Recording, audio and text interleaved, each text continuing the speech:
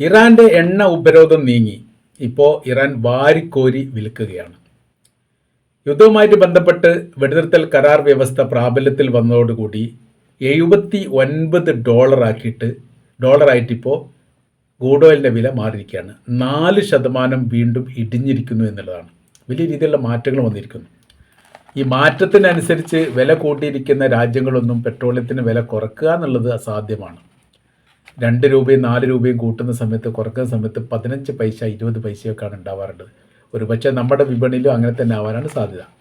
ഇപ്പം നോക്കുന്ന സമയത്ത് ഇറാൻ ഒരു സ്വതന്ത്ര വിപണിയായിട്ട് മാറുകയാണ്. അത് അവർ സ്വാതന്ത്ര്യമായ 1979 ശേഷം ഇത്രയും സ്വതന്ത്രമായ രീതിയിൽ അവരുടെ പെട്രോളിയം വിൽപ്പന നടത്താനുള്ള ഒരു അനുമതി പത്രം അല്ലെങ്കിൽ ഒരു അധികാരം ഇറാൻ വീണ് കിട്ടുന്നത് ഇതാദ്യമായിട്ടാണ്.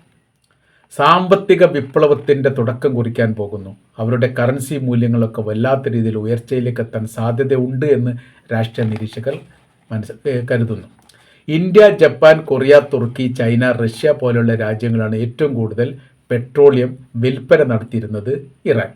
എന്നാൽ അവിടെ അമേരിക്കയുടെ ഉപരോധവുമായിട്ട് ബന്ധപ്പെട്ട വിഷയം ഉണ്ടായ സമയത്ത് എല്ലാ രാജ്യങ്ങൾക്ക് നേരെയും ഒരു ഭീഷണി സ്വരത്തിലാണ് പിന്നീട് അമേരിക്ക സംസാരിച്ചത്. ഇറാനിൽ നിന്ന് വാങ്ങരുത്, വാങ്ങിയാൽ തങ്ങൾ ആ പണം മരവിപ്പിക്കും, അല്ലെങ്കിൽ നിങ്ങളുടെ രാജ്യത്തേക്കുള്ള ഇറക്കുമതി കയറ്റുമതിക്കൊക്കെ തങ്ങളുടെ രാജ്യത്തു നിന്നുള്ള ടാക്സ് വർദ്ധിപ്പിക്കും. അങ്ങനെ ഒരു അന്താരാഷ്ട്ര ഭീഷണി ട്രംപിൻ്റെ ഭാഗത്തുനിന്ന് ഉണ്ടായിരുന്നു. അതിനെ അതിജീവിക്കുക എന്ന് പറഞ്ഞാൽ വലിയ പ്രയാസമുള്ള കാര്യമാണ്. കാരണം ഈ മേഖലയിലൂടെ കപ്പൽ സ്വതന്ത്രമായ രീതിയിൽ സഞ്ചാരം നടത്തിയിട്ട് തങ്ങളുടെ ലക്ഷ്യത്തിലേക്ക് എത്തണമല്ലോ. അങ്ങനത്തെ ഒരു വിഷയം അതിലുണ്ട്. അപ്പോൾ ഈ സമയത്തും, അപ്പോൾ യുദ്ധവുമായിട്ട് ബന്ധപ്പെട്ട് ഏകദേശം ഇപ്പോൾ 4ാമത്തെ മാസത്തിലേക്ക് പ്രവേശിച്ച സമയത്തും ചൈനയിലേക്ക് അവർ ബ്ലാക്ക് ആയിട്ട് വിൽപ്പന നടത്തിക്കൊണ്ടേയിരിക്കുന്നു. ഉൽപ്പാദിപ്പിക്കുന്ന പെട്രോളിയത്തിൻ്റെ, വിൽപ്പനക്ക് എത്തുന്ന പെട്രോളിയത്തിന്, ഉൽപ്പാദിപ്പിക്കുന്നതല്ല വിൽപ്പനക്ക് വേണ്ടി തയ്യാറാകുന്ന പെട്രോളിയത്തിൻ്റെ 90% ചൈനയിലേക്കാണ് പോകുന്നത്. അത് പല മാർഗം ഉപയോഗിച്ചുകൊണ്ട് അവരവിടെ എത്തിക്കുന്നുണ്ട് എന്നുള്ളതാണ്. 60 ദശലക്ഷം ബാരൽ എണ്ണ ഇറാന് വിൽക്കാൻ സാധിക്കാത്തതായി നിലവിലുണ്ട്. അതിനിപ്പോൾ വിൽപ്പന നടത്താൻ വേണ്ടി പറ്റുകയാണ്. അതാണ് വാരിക്കോരി വിൽപ്പന നടത്തുകയാണ്. കാര്യം ഈ കരാർ ഇപ്പോൾ അമേരിക്ക ലംഘിച്ചാൽ ഇറാനും ലംഘിക്കും. അപ്പോൾ വിൽപ്പന നടത്തുന്നതുമായിട്ട് ബന്ധപ്പെട്ട് സ്ലോ വർക്ക് നടന്നു കഴിഞ്ഞിട്ടാണെങ്കിൽ വിപണി രാജ്യത്തിന് ലഭ്യമാകുന്ന പണം കിട്ടാതെ പോകും. അതുകൊണ്ട് അവർ വിൽപ്പന ആരംഭിച്ചിരിക്കുന്നു ഈ പ്രഖ്യാപനം വന്നതോടുകൂടി തന്നെ. 60 ദശലക്ഷം ബാരൽ എണ്ണ ഇറാന് വിൽപ്പന നടത്താൻ സാധിക്കാത്തത് ഇപ്പോൾ ഇവിടെ ഇറാനിൽ കെട്ടിക്കിടക്കുന്നുണ്ട്.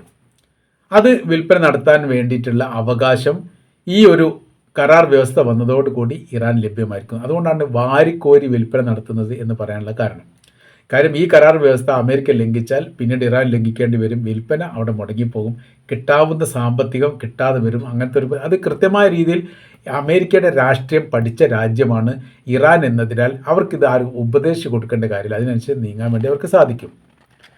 ഒരു ബാരലിന് ഏകദേശം $80-85 കണക്കാക്കുന്നത്. $4.8 ബില്യൺ പെട്രോളാണ് ഇപ്പോൾ 60 ദശലക്ഷം ബാരൽ എണ്ണ എന്ന് പറയുന്നത്. $4.8 ബില്യൺ വരും. ഇന്ത്യയുടെ കറൻസിയിലേക്ക് നമ്മളത് കൺവേർട്ട് ചെയ്യുന്ന സമയത്ത് 36,000 കോടി രൂപയുടെ പെട്രോളിയം അല്ലെങ്കിൽ ക്രൂഡ് ഓയിൽ യഥാർത്ഥത്തിൽ ഇറാൻ്റെ കൈവശത്തിൽ യുദ്ധവുമായിട്ട് ബന്ധപ്പെട്ട് വിൽപ്പന നടത്താൻ സാധിക്കാത്തതുണ്ട്. അതിപ്പോൾ വിൽപ്പന അവർ തുടങ്ങിയിരിക്കുന്നു എന്നുള്ളതാണ്. 20ഓളം കപ്പലുകൾ ഈ കരാർ വ്യവസ്ഥയ്ക്ക് ശേഷം ഹോർമുസ് കടൽ കടന്നു പോയിട്ടുണ്ട് എന്നുള്ളത്. 20ഓളം എന്നൊക്കെ ഏകദേശമാണ്, ഇഷ്ടംപോലെ പോയിട്ടുണ്ടാവും. കാര്യം എന്ന് പറഞ്ഞാൽ 200 കപ്പലുകളെങ്കിലും ഈ മേഖല കേന്ദ്രീകരിച്ചുകൊണ്ട് ഇറാൻ്റെ അനുമതിക്ക് വേണ്ടി കാത്തിരിക്കുന്നു എന്ന റിപ്പോർട്ട് കഴിഞ്ഞ ദിവസം പുറത്തു വന്നതാണ്. അങ്ങനെ ആ സമയത്ത് ഈ കപ്പലിനെ പിന്നെ തടഞ്ഞു നിർത്തേണ്ട കേസില്ല. അതോടൊപ്പം തന്നെ ഇഷ്ടംപോലെ ഇറാൻ്റെ കപ്പലും പോയിക്കൊണ്ടേയിരിക്കുന്നു എന്നുള്ളത്. അതൊക്കെ വലിയ രീതിയിലുള്ള ലാഭം അല്ലെങ്കിൽ വലിയ രീതിയിലുള്ള സമ്പത്ത് ഇറാന് വാങ്ങിക്കൂട്ടാൻ വേണ്ടി സാധിക്കുന്നു. ഒരു ബാരൽ എണ്ണ എന്ന് പറയുന്നത്, നമ്മൾ അതൊന്ന് നോക്കാം എങ്ങനെയാണെന്നുള്ളത്. ബാരൽ എണ്ണ എന്ന് മാത്രമാണ് കേട്ടത്. ഒരു ബാരൽ എണ്ണ എന്ന് പറയുന്നത് 42 US ഗാലനാണ്. അതൊരു തൂക്കാണ്, 42 US ഗാലൻ. നമ്മൾ സാധാരണഗതിയിൽ എണ്ണ വരുന്ന സമയത്ത് നോക്കുന്ന സമയത്ത് 158.99 ലിറ്ററാണ്. അന്ന് പറയുന്ന സമയത്ത് 159 ലിറ്റർ എന്ന് വേണമെങ്കിൽ പറയാൻ പറ്റും. അതാണ് ഒരു ബാരൽ എണ്ണ എന്നുള്ളത്. ആ ബാരൽ എണ്ണാണ് ഇങ്ങനെ കണക്കാക്കുക. 159 ലിറ്റർ ലിറ്ററാണ് നമ്മുടെ കണക്ക് പ്രകാരം അത് വരുന്നത് ഒരു ബാരൽ എണ്ണയ്ക്ക്. അതിനാണ് $80-85. ഇപ്പോഴത്തെ നിലവിലെ കണക്ക് നോക്കുന്ന സമയത്ത് $86 അത് $110 മേലെ കയറിയിരുന്നു ആ യുദ്ധവുമായിട്ട് ബന്ധപ്പെട്ട്. ഇപ്പം ഇങ്ങനെ ഇടിഞ്ഞ് താഴോട്ട് പോവുകയാണ്. കഴിഞ്ഞ പ്രാവശ്യം ഈ യുദ്ധത്തിന് ശേഷം 4% വീണ്ടും ഇടിഞ്ഞു നമ്മൾ പറഞ്ഞു. ഇനി ഇവിടെ ഉൽപ്പാദനവുമായിട്ട് ബന്ധപ്പെട്ട് ഉള്ള കാര്യങ്ങൾ നമ്മൾ നോക്കാം. ഇവിടെ ഇറാനിൽ ലോകത്തിലെ ഏറ്റവും വലിയ എണ്ണവാതക സമ്പത്തുള്ള രാജ്യമാണ് ഇറാൻ. ഒന്നുകൂടെ നമ്മൾ വായിക്കണത്, ലോകത്ത് ഏറ്റവും കൂടുതൽ എണ്ണവാതക സമ്പത്തുള്ള രാജ്യമാണ് ഇറാൻ. അവർ ലോകത്തിലെ ഏറ്റവും വലിയ സമ്പന്ന രാജ്യമാകേണ്ട രാഷ്ട്രം കൂടിയാണ് ഇറാൻ എന്ന് പറയുന്നത്. സൗദി അറേബ്യ ലോകത്തെ ഏറ്റവും വലിയ സമ്പന്ന രാജ്യമായിട്ടുണ്ട്. ലോകത്തിലെ ഏറ്റവും വലിയ സമ്പന്നരായി 1980-85 കാലഘട്ടത്തിൽ സൗദി ഭരണാധികാരിയായിരിക്കുന്ന ഫഹദ് ബിൻ അബ്ദുൽ അസീസ് രാജാവ് അദ്ദേഹം ഉണ്ടായിരുന്നു. ഏറ്റവും വലിയ ഒന്നാം സ്ഥാനത്തായിരുന്നു അദ്ദേഹം. പിന്നെ അത് താഴ്ത്തിറങ്ങിപ്പോയി.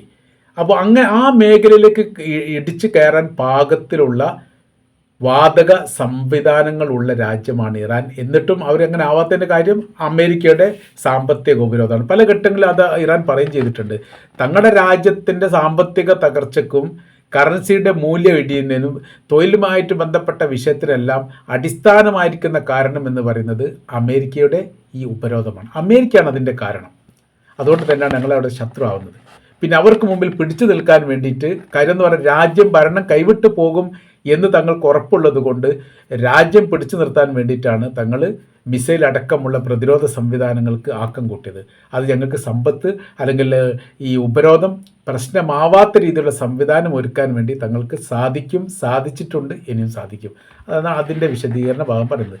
എവിടേക്കാണ് എണ്ണപ്പാടമുള്ളത് നമ്മൾ നോക്കാം.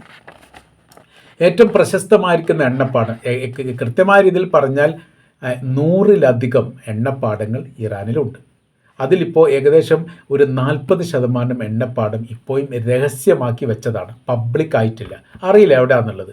അപ്പോൾ അങ്ങനെ കണ്ടെത്തിയിരിക്കുന്ന മേഖല ഒരു പ്രത്യേകമായിരിക്കുന്ന ഒരു അടയാളം വെച്ചുകൊണ്ട് അത് ഇല്ലാതാക്കുന്ന രീതി അല്ലെങ്കിൽ മരുഭൂമിയിലൊക്കെ ഇങ്ങനെ അടക്കപ്പെടുന്ന രീതി ചെയ്തിട്ടുണ്ട്. അത് ഗവൺമെൻറ്റിന് മാത്രമേ അതറിയാൻ വേണ്ടി സാധിക്കൂ, മറ്റൊരാൾക്കും അറിയാൻ പറ്റാത്ത രീതിയാണുള്ളത്. എന്നാൽ ഈ മേഖലയിൽ പ്രവേശിക്കാതിരിക്കാൻ വേണ്ടി പലതരത്തിലുള്ള പ്രതിരോധങ്ങളും, അത് ഒരു ഭാഗത്ത് എണ്ണക്കിണറുണ്ടെങ്കിൽ അതിൻ്റെ ഏകദേശം 10 കിലോമീറ്റർ അപ്പുറമൊക്കെ ആയിരിക്കും ഈ ബ്ലോക്ക് കാര്യങ്ങളൊക്കെ ഉണ്ടാവുക. കാര്യം എന്ന് പറഞ്ഞാൽ അവിടെ മരുഭൂമി പ്രദേശമാണ്, കുന്നിൻ ചെരുവാണ്, അല്ലെ തായ്വാരങ്ങളാണ്, ജനവാസ യോഗ്യമല്ലാത്ത സ്ഥലങ്ങളുണ്ട്, അല്ലെങ്കിൽ ജനവാസ യോഗ്യമല്ലാത്ത സ്ഥലങ്ങളുണ്ട്. അങ്ങനത്തെ കുറേ വിഷയങ്ങൾ വരും. അപ്പോൾ അങ്ങോട്ട് ആരും പോകേണ്ടതില്ല. ഇനി വല്ലപ്പോഴും ഈ മൃഗങ്ങൾ, ആടുകളൊക്കെ, ആട്ടിടയന്മാരൊക്കെ അങ്ങോട്ട് പോകുന്നതിന് വേണ്ടിയിട്ട് വേലി കെട്ടുകയും ചെയ്തിട്ടുണ്ട്. അതിൻ്റെ കാര്യകാരണത്തെക്കുറിച്ച് കൃത്യമായ രീതിയിൽ സർക്കാരിന് മാത്രമേ അറിയുമെന്ന് ചുരുക്കം. കുഷസ്ഥാൻ, അഹ്വാസ്, ഗച്ച്സ്രാൻ, മരുൻ, അഷ്തഗൻ, സൗത്ത് പാർഡ, ഈ സ്ഥലങ്ങളാണ് വളരെ പ്രസിദ്ധമായിരിക്കുന്ന എണ്ണപ്പാടമായിട്ട് കാണുന്നത്. 24 മണിക്കൂറും ഇവിടെ പ്രവൃത്തികൾ നടന്നുകൊണ്ടിരിക്കുന്നു. ഇനി റിഫൈനറി നോക്കുകയാണെങ്കിൽ അബദൻ റിഫൈനറി ലോകത്തിലെ ഏറ്റവും പഴക്കമുള്ള റിഫൈനറിയാണ് ഇറാനിൽ. ലോകത്തിലെ ഏറ്റവും പഴക്കമുള്ള റിഫൈനറിയിൽ ഒന്നാണ് അബദൻ റിഫൈനറി.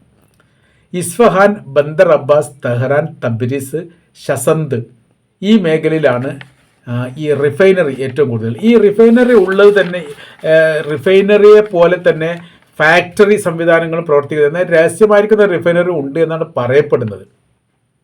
അത് പക്ഷേ ഒരു സ്ഥിരീകരണ റിപ്പോർട്ടൊന്നുമല്ല. കാര്യം വലിയ രീതിയിലുള്ള ഫാക്ടറി, സിമെൻറ്റ് ഫാക്ടറി പോലെയുള്ള, അല്ലാതെ കെമിക്കൽ ഫാക്ടറി പോലുള്ള സംവിധാനത്തിൻ്റെ അടിഭാഗത്തോ അതിൻ്റെ സംവിധാനത്തിലോ ഈ റിഫൈനറി ആയിട്ട് പ്രവർത്തിക്കുന്ന മേഖല ഉണ്ട് എന്ന് പറയപ്പെടുന്നു. ഏകദേശം 1.5 ലക്ഷം ആളുകളെങ്കിലും ഈ മേഖല കേന്ദ്രീകരിച്ചുകൊണ്ട് ജോലി ചെയ്യുന്നുണ്ട് എന്നുള്ളതാണ്. അപ്പോൾ അവരുടെ റിഫൈനറി സംവിധാനത്തിൻ്റെ മെച്ചം എത്രത്തോളം ഉണ്ട് എന്ന് നമുക്ക് ഊഹിക്കാവുന്നതേ ഉള്ളൂ. ഇറാൻ പൂർണ്ണമായ ഒരു രാജ്യമായിട്ട് മാറാൻ പോവുകയാണ്. സമ്പൂർണ്ണമായിരിക്കുന്ന ഒരു രാജ്യം എന്ന് പറഞ്ഞാൽ ഗൾഫ് രാജ്യത്തെ പോലും കവച്ച് വെട്ടുന്ന തരത്തിലാണ് ഇനി പുരോഗമനപരമായിരിക്കുന്ന മുന്നേറ്റം ഉണ്ടാകാൻ പോകുന്നത്. കാര്യം എന്ന് പറഞ്ഞാൽ അവർക്ക് 2-3 ഘട്ടങ്ങളിൽ അല്ലെങ്കിൽ രൂപത്തിൽ പണം കിട്ടാണ്ട്. ഒന്ന് $300 ബില്യൺ, രണ്ടാമത്തെ $20 ബില്യൺ മരവിപ്പിച്ച് വെച്ചത്. അടുത്തത് അവരുടെ പെട്രോളിയത്തിന് സ്വതന്ത്ര വിപണി, സ്വതന്ത്ര മാർക്കറ്റായിട്ട് വന്നിരിക്കുന്നു. അപ്പോൾ അങ്ങനെ വരുന്ന ഇതെല്ലാം കൂടി സംഗമിക്കുന്ന സമയത്ത് രാജ്യ പുരോഗതിക്ക് ഒരു അടിസ്ഥാന ശില അവിടെ പാകപ്പെടുകയാണ്.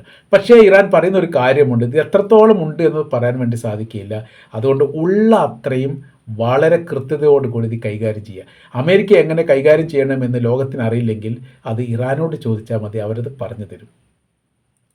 അത് ഈ കുറഞ്ഞ കാലത്തിനിടയിൽ ലോകം പഠിച്ചതാണ്. ഇന്നത്തെ ലോകത്തിൻ്റെ ഹീറോ എന്ന് പറയുന്ന ഇറാൻ എന്ന റിപ്പബ്ലിക് ഓഫ് ഇറാൻ എന്ന് പറയുന്ന ആ ഇസ്ലാമിക രാജ്യമാണ് ഇന്ന് ലോകത്തെ ഹീറോയിസമായിട്ട് നിൽക്കുന്നത്. ലോകം എല്ലാവരെയും അക്ഷരം പ്രതി അല്ലെങ്കിൽ അക്ഷരാർത്ഥത്തിൽ നിശബ്ദമാക്കാൻ വേണ്ടി ഇറാന് സാധിച്ചു. ലോകത്തെ എല്ലാ രാജ്യങ്ങളോടും അമേരിക്ക സഹായം തേടി, ഞങ്ങളൊന്ന് സഹായിക്കൂ, ഓർമ്മസെ സ്വതന്ത്രമാക്കാൻ വേണ്ടിയിട്ട് നിങ്ങളുടെ രാജ്യമൊക്കെ ഇഷ്ടംപോലെ കപ്പലുകളുണ്ടല്ലോ, സൈനികരുണ്ടല്ലോ, വെറുതെ ശമ്പളം കൊടുക്കല്ലോ, ഇങ്ങോട്ട് പറഞ്ഞേക്കൂ, ഞങ്ങളുമായിട്ട് സഹകരിക്കും. ആരും നിന്നിട്ടില്ല. അവർ അമേരിക്കയുടെ നിഴലായിട്ട് പ്രവർത്തിക്കുന്ന രാജ്യമാണ് ബ്രിട്ടൻ. ഒന്നാം ലോക യുദ്ധത്തിൽ ബ്രിട്ടൻ ആധിപത്യം ഉണ്ടായിട്ടുണ്ടെങ്കിലും രണ്ടാം ലോക യുദ്ധത്തിൽ അമേരിക്കക്ക് ആധിപത്യം ഉണ്ടായതോടുകൂടി ബ്രിട്ടൻ ഇങ്ങോട്ട് ലയിക്കുന്ന തരത്തിലാണ്. പിന്നീട് അമേരിക്ക എടുക്കുന്ന ശരിയും തെറ്റുമായിരിക്കുന്ന എല്ലാ നിലപാടിനോടൊപ്പവും ബ്രിട്ടൻ നിന്നിട്ട്. കാരണം ലോകത്തിൻ്റെ അംഗീകാരത്തിൽ നിന്ന് ബ്രിട്ടൻ മാഞ്ഞു പോകുന്നതിന് അവർക്ക് വല്ലാത്ത രീതിയിൽ പ്രയാസമുണ്ട് എന്നതിനാൽ ലോകത്തെ ഏറ്റവും തിളക്കമാർന്ന രാജ്യമാണ് അമേരിക്ക എന്നതിന് അവരോടൊപ്പം നിൽക്കുക എന്നുള്ളത് സ്വാഭാവികമാണ്. അതവർ ചെയ്യുന്നുണ്ട് എന്ന് ചുരുക്കം. ഏതായിരുന്നാലും ഇറാൻ മാറാൻ പോവുകയാണ്. ഇറാൻ്റെ മാറ്റം ലോകം ശ്രദ്ധിച്ചുകൊണ്ടിരിക്കുകയാണ്. ഇറാൻ എന്ന് പറയുന്ന രാജ്യം ഏതെങ്കിലും ഒരു വിഷയം മുസ്ലിം രാജ്യങ്ങൾക്ക്, ഇസ്രായേലിനാലോ അമേരിക്കയാലോ വേറെ രാജ്യങ്ങളെ ഉണ്ടായെങ്കിൽ ഞങ്ങളെ സഹായിക്കണം എന്ന് പറയാൻ മാത്രം ശക്തിയും ബലവും ധൈര്യവുമുള്ള ഒരു രാജ്യത്തിൻ്റെ പേരായി ഓട്ടോമാറ്റിക്കായിട്ട് ഇറാൻ മാറിയിരിക്കുന്നു. റിപ്പബ്ലിക് ഓഫ് ഇറാൻ ഇന്ന് ലോകം ശ്രദ്ധിക്കപ്പെടുന്ന രാജ്യമായിട്ടുണ്ട് എന്നാണ് നമ്മൾക്ക് മനസ്സിലാക്കാൻ വേണ്ടിയിട്ട് സാധിക്കുന്നത്.